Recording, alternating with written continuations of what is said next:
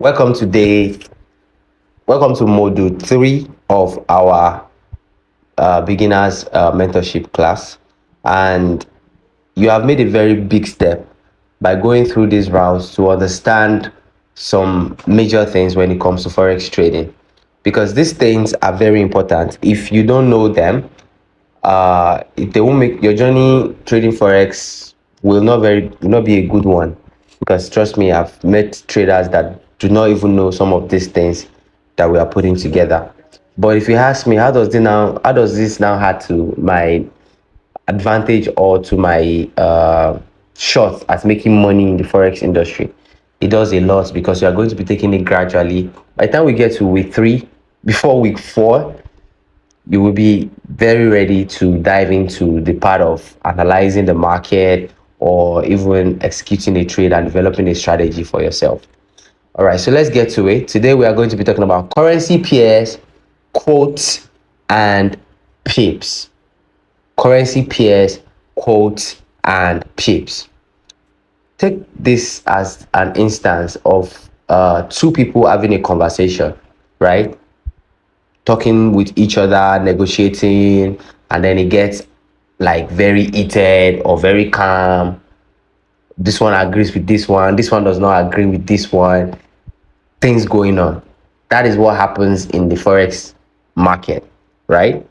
And why do we now need to talk about these things, the currency pairs, the code, and the pips? Because as a trader, you are going to spend most of your time looking at currency pairs, understanding how they are quoted, and calculating your potential profit and loss in pips. This is what we are going to be doing like every time we sit down or pick our phones to execute a trade. So let's break it down to something very simple, relatable, and something that can stick. So let's pick the first one, currency pairs. Call this two sides of a coin, right? Like I was saying about conversation, think about currency pairs as a conversation that is going on between two countries. So every trade that we take, or every trade that you see, is nothing but just a comparison of one country's money to another. Simple as that. So for example, we have this currency that we call Euro USD. Is the most popular currency pair. And this means, what Euro USD simply means is that you are comparing the euro to the US dollars. That is the euro to the US dollars. Anytime you see Euro USD. So the first currency in this pair is called the base currency, while the one that is behind is called the quote currency. Let me give us some fun facts. There are 6 alphabets, 3 from each currencies. That is how most of them, if not all of them, are being quoted. So the euro, instead of EURO, is just represented by EUR. Then US dollar is just, of course, everybody knows USD. That is what the dollar is called. We have various ones. We have the British pounds, the Great British pounds. You can guess that already. It's written, their first 3 letter is called the GBP. And then we also have a pair that quotes that, that pairs that with a dollar. So it's called the GBP USD. Some broker will put a slash in between the first 3 and the last 3, while some will write them together. For the purpose of this education, imagine there is a slash, right? So let's simplify it. Let me recap something that I think you might have lost in my conversation. When we have them written like that, the first one is called the base currency, while the last one is called the quote currency. Base and quote. So let's simplify this a little bit further. So if Euro USD is equals to 1.10, what that simply means is that 1 euro is worth 1.1 US dollars. Whatever in front, which is the base currency, is usually represented with 1 to the value of what is behind it. For example, take Nigeria, for example. If Nigeria is quoted as the NGN, that is the Nigerian naira, against the US dollar, the value being at 0.0013, It simply means that 1 naira is equals to $0.0013. Simple as that. Now, when we talk about currency pairs, there's something we should know about currency pairs. The way we have class in our society, we have first class, middle class, average class. In currency pairs, we also have major, minor, and exotic. So these are different types of currency pairs. The major ones usually have the dollar in them, with the currency pair of a country, with the currency of a country that has a stable economy or a big economy. And the top three of this is the Euro USD, the GBP USD, and the USD JPY. The Euro USD, I already told you, that is the euro quoted against the dollar. The British pounds quoted against the dollar, and the dollar quoted against the Japanese yen, JPY. They are stable. The major pairs are stable, and they have low transaction cost, and a lot of transaction goes on these pairs 24/7 or 24/5 for our forex trading time, right? Then we have minor pairs. These minor pairs don't have US dollar in them, but they are quotes of countries or they are pairs of countries with stable economy. You can guess right. The euro paired against the British pounds, or the Australian dollar, or what they call Aussie. Don't worry, you get to learn all this slang later. Quoted against the JPY, AUD, JPY, minor pairs. Then we have the exotic pairs. These are, it can be from a stable economy. It can even have the dollar in it, but they are quoted against a lesser economy. Don't mind, I don't know who made these rules, but we just know that some country have stronger economy than the other one. An example you can guess is the dollar. If the dollar is being quoted against the Nigerian naira, is going to be an exotic pair. Or we have the euro being quoted against the South African rand. So as a beginner, what we are going to be starting with are just the major pairs, because they are less volatile and they are easy to analyze. Let's get to it. So that is that for currency pairs. Now let's move forward into what we call the quotes. When we get to practicals, you are going to understand the quotes better, but I just want you to listen to this and listen to it with fun, with your mind open. The quotes, give it a ring to it, call it the price that you see, right? So let's say you come to Nigeria, right? And you want to buy naira, you have dollars. Or let's say you're a Nigerian that is trying to get dollars. Let's use it like that. And I call up my aboki. The name of my aboki, what's his name again? While I called him, his name is Bala. So I call Bala now. Bala, Alpha, how much is dollar today? And he tells me, oh, dollar is 1.6. That is, he's saying that $1 is equals to 1,600 naira. And I say, okay, I want to buy 100. Bala is not going to sell me that dollar. Okay, if it told me 1.6, meaning that if he's selling to me, I'm going to buy in $1 at 1,600. But guess what? If I ask the same Bala, I won't buy dollar from you, what do you think is going to happen to the price?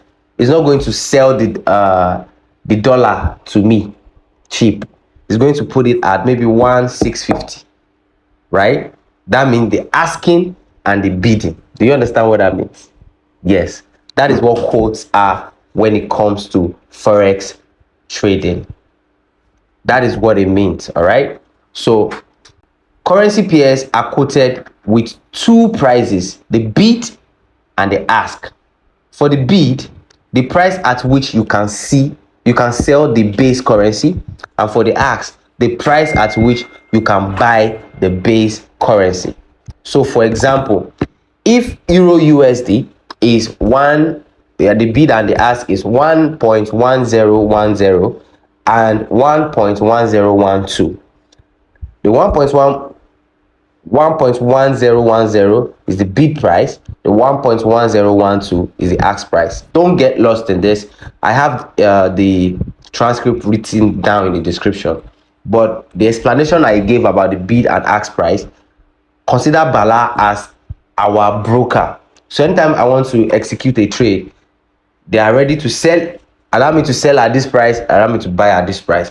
Price for us are the entry when we click a buy or sell, where our initiation starts from, whether we want to go up or down. Meanwhile, I'm still going to talk about the actions that takes place when we buy or sell, right? But just get that somewhere, quotes. So then you wonder, oh, how does, of course, you now know that the way that Bala makes money is the differences that he sells the currency for, right? So in forex trading, the difference between the bid and the ask is called the spread, and that is how brokers make their own money. So when we trade pairs that are like exotic, the spread usually is high. But when we trade pairs that are major, the spreads are usually low because a lot of people are buying it, so they need to reduce spread, of course. Minor can be intermediate between the two that I mentioned. All right. Now, the next thing is the pips. You will hear pips a lot, bro. You are going to hear pips a lot because when traders want to brag among each other, oh, how many pips you catch on that trade? Oh, I catch 50 pips. Don't worry, I'm going to explain what pips means. All right. Now, let's talk about pips and put a ring to it. Call it measuring movement. Let's talk about pips, right? So these are the building blocks of profit or loss. When we make money, we calculate in pips. When we lose money, we calculate in pips. So what is pips? PIP. This one, you can start bragging to your friends about it. When they say, you are a forex trader, I got 20 pips yesterday. A pip means percentage in point, which measures the smallest price movement in a currency pairs.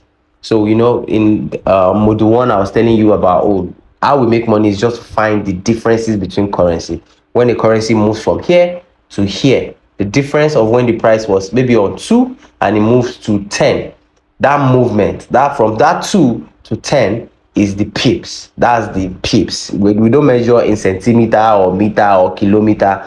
When it comes to forex trading, we measure in pips. So for example, if euro USD moves from 1.1010 to 1.1015, what happens? That means that's gone up, right? Because 1.1010 to 1.1015, that's an increase.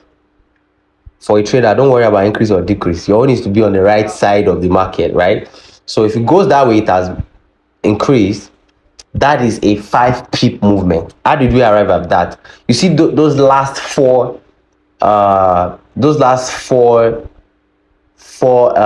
numbers after the decimal point. When you subtract them, you are going to get the pip movement. All right. So if the euro USD should move from 1.1010 to 1.1015, because usually the euro USD is quoted in four numbers after the decimal numbers. Don't worry, we'll get to understand this more. But if you should move from 1.1010 to 1.1015, when you do a subtraction of the last four, you are going to get 5. So that means it has moved for 5 pips. So calculating pips is now how we are going to convert the 5 to a dollar to know how much when we get into lot sizes. Don't worry, that one is for execution. But how to understand it a little bit more is, for example, if fuel price in Nigeria goes from increases to 5 naira per liter, right? That means now you know how to track, if I'm buying 10 liters, this is how much to remain in naira. That is what it means. So why is this important for you as a trader? The reason why we need to know currency pairs, quote, and pips is because as a trader, this is all we are going to be doing ever, because there is no way we sit down to execute a trade and we look for what pairs to trade. Where is the price right now, and how many pips do I want to leverage upon, right? So to help us to know. They're like, it's like a map. If I'm trying to drive in a city that I've not been in before, I just need my Google map, put it in my car, and then I can navigate my way. So these are like maps for you. And the reason why they are very, very important is because number one, you know what you are trading. Number two, you are able to calculate your profit and loss. Because when it comes to forex trading, what we are looking for is the opportunity to make money. And anywhere that there is light, there is also darkness. Meaning, if there's a opportunity to make money, that means there is probability to lose money as well. As forex traders, we are trying to reduce how much we might lose in our attempt to make more. So knowing these things helps us to make proper calculation and also help us to make informed decisions. Now I know that you understand this because this is the foundation of forex trading. Watch this video over and over again.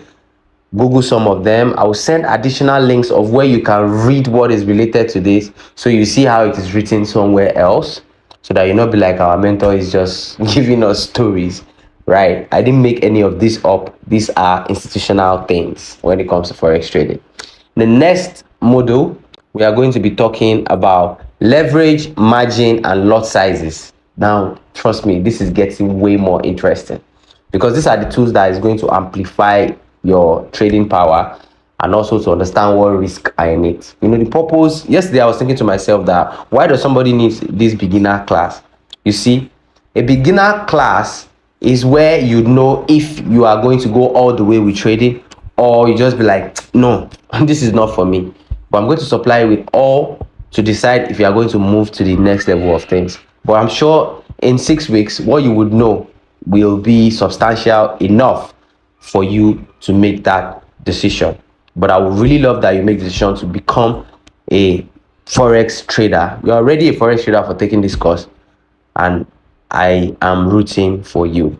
Thank you for joining me again on this module. I'll see you in the next one. Cheers.